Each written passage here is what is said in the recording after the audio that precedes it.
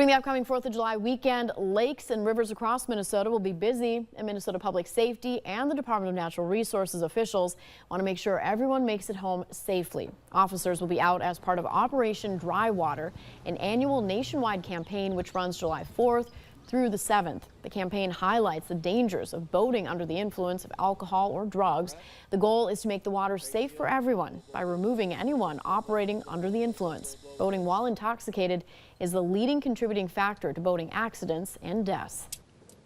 If you're under the influence and operating a boat or vehicle, we will find you. There are no warnings and no second chances.